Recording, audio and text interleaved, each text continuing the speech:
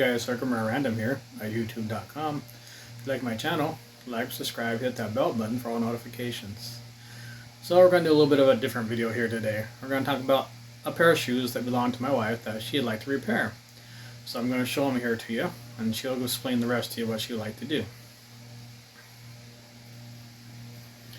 These shoes, they're just a pair of sneakers. Actually, they're diabetic shoes, and to show the defects from long wear on them.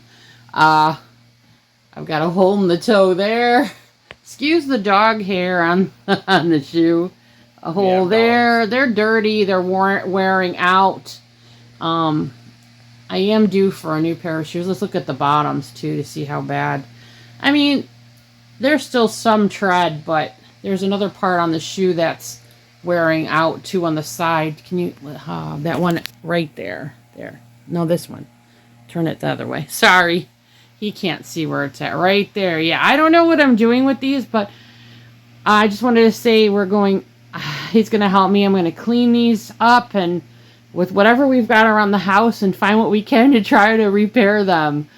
Just so until I get a new pair of shoes. They're also really comfortable. And diabetic shoes are expensive.